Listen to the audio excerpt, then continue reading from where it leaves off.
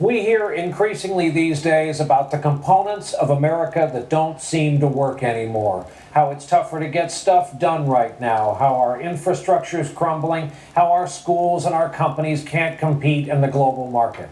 So maybe there are lessons to be learned from what does work, which got us thinking about Fedex. From Keokuk to Kenya, they work to the point of being taken for granted these days.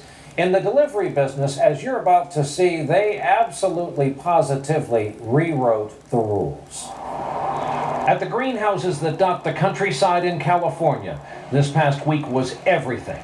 But for their hard work to pay off for Valentine's Day, these flowers have to be shipped quickly so they can arrive at the door on time. In places like Long Island, New York, where we tagged along to watch Valentine's Day become a reality at the other end of the country. Thank you. Thank you. If you think of Christmas as the Super Bowl for FedEx employees, Valentine's Day is the World Series, their second busiest time of the year. And when you think about it, the back end of a FedEx jet is filled with hopes and dreams. Think of this one jet and what's in it, all the things people absolutely can't do without.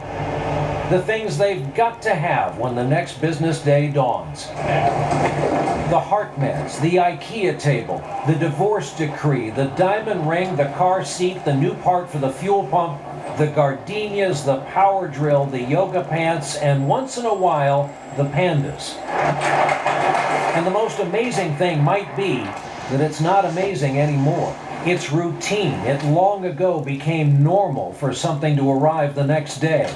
That sound of the plastic string that sometimes breaks about halfway through is just the sound of doing business. The normal attitude of that. The business was invented by Fred Smith.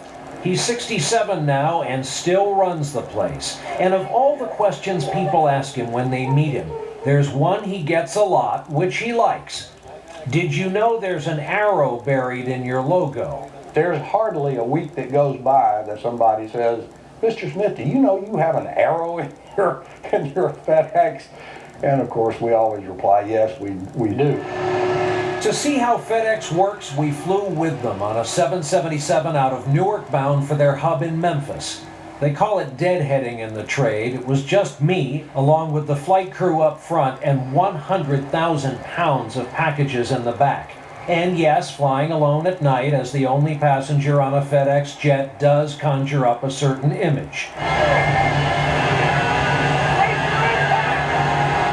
They actually say they didn't mind the movie Castaway because it was mostly positive advertising, and after all, in the end, Tom Hanks delivered the package. In real life, when you approach Memphis at night, and remember, FedEx is a night shift business, the aircraft start floating out of the sky like fireflies.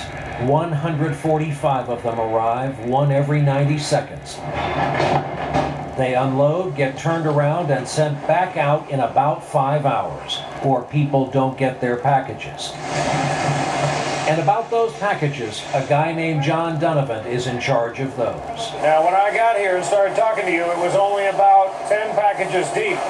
It's backing up. This is typical of the tempo at night? This is typical. About 45 packages a second will move through here. And when it's all done, about 3 hours from now, we'll have done about 500,000 packages.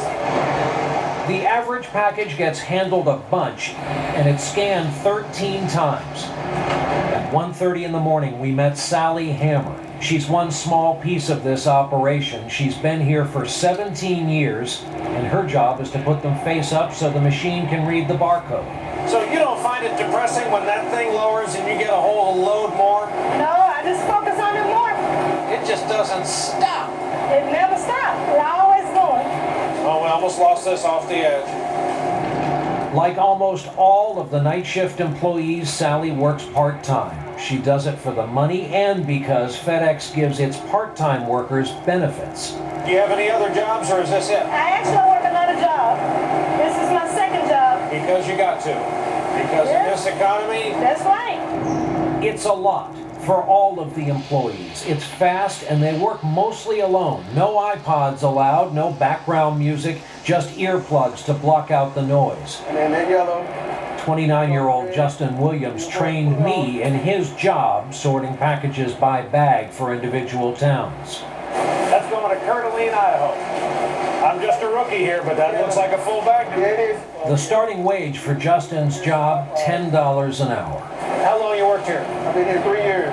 What do you hope to do here someday? I have goals of becoming a manager one day. It takes an army, so it's not surprising that at 900 acres this feels like a military base. Then there's the Air Force. With 690 aircraft, FedEx is the 6th largest airline in the world. And for the longest time, everything went through Memphis, meaning a package shipped overnight from LA to San Francisco was flown all the way to Memphis and back for sorting. But a system of 8 regional hubs now handles that traffic. This is a view of our Asia traffic here. Paul Tronzer keeps the air operation flying 24/7. He's got his own meteorologists, and he keeps 5 jets in the air every night just in case they have to fly somewhere to solve a problem. If a tire blows on a FedEx truck in New York, It's our problem. tire blows on a FedEx jet, Our problem. and if it decides to snow in Minneapolis, Our problem. then what do you do about all Well, this? see, there's not anything we've not seen, right? So we've been doing this a long time. We've got a room full of professionals here.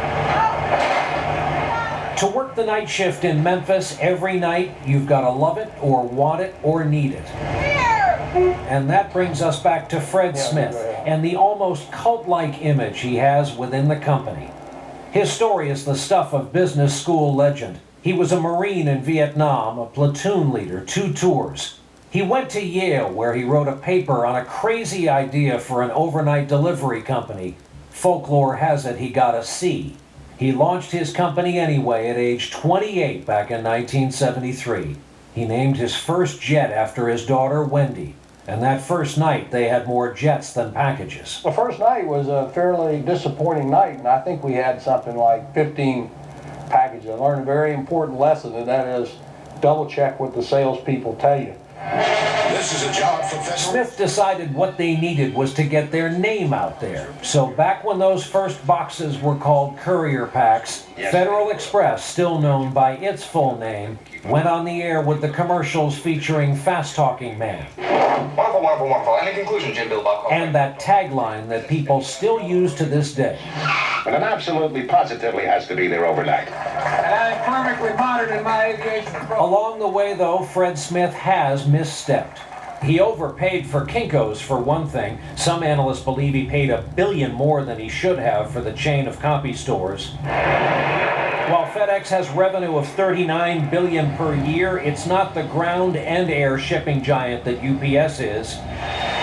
And any company that runs on jet fuel has both a massive carbon footprint and could be crippled in the next global oil shock. Some who follow FedEx actually believe the biggest problem it has is also its biggest asset. FedEx is Fred Smith, and he won't be there forever.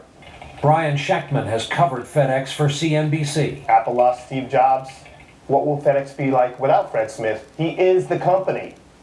And there's a danger in having an iconic CEO like that. And then there's the occasional PR disaster that goes viral and global, all because the FedEx guy delivering the new computer monitor was having a bad day. The video of the guy throwing the box over there. Oh my goodness, yeah. Jay Leno had a field day. Especially when the FedEx guy don't touch me. Here's your lunch, Mr. Bradshaw. What was your reaction? Who scraped you off the ceiling? Here's a delivery guy, a hidden camera, and boom, you're dealing with a PR crisis during a high volume time of year. Well, you're right. Everybody in the organization is just sick about it. All that we can do is every time there's a mistake, use it as a learning experience. It also resulted in a FedEx driver looking for work. And about that absolutely positively pledge, FedEx proudly says they deliver 99.7% of their packages as promised the next day. So around here, they still talk about the day a few years back when Fred Smith became part of that 0.3%. They lost his delivery. That meant someone had to come to you and say, Mr. Smith, we lost your package. Well, they didn't lose it. They just misrouted it. Mr. Smith, we rerouted your package. Okay. Oh my. Obviously, I was not happy about it. But you know, Brian, I think the secret about management is really to make sure that the people that you work with are not afraid to deliver you bad news. Back up. There's one piece of very bad news Fred Smith still struggles to get over.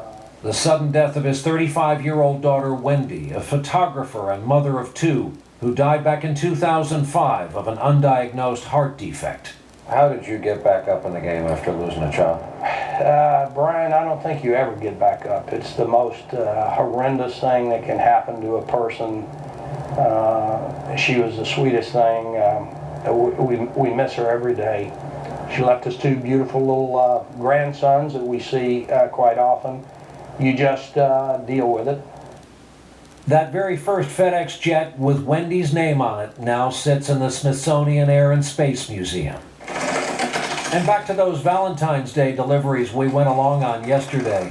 One of them was flowers from an Air Force sergeant serving in Afghanistan. This is from Daddy. And that's how it's supposed to work. Fred Smith says the rest is just business. Nothing that happens in business or politics do I take nearly as seriously as a lot of people do. Most important thing is life and death, family and friends, and you have to keep these business successes or failure in perspective of the really important things in life. For their part, by the way, FedEx says they have a fleet of executives to run the place after the Fred Smith era. And also, by the way, you might have noticed some of that story was shot from the point of view of the package itself. On our website as of tonight, you can see how our incredibly talented technicians fitted that box to get that video. Up next here tonight, their marketing slogan is "What You Crave." But would you believe couples craving white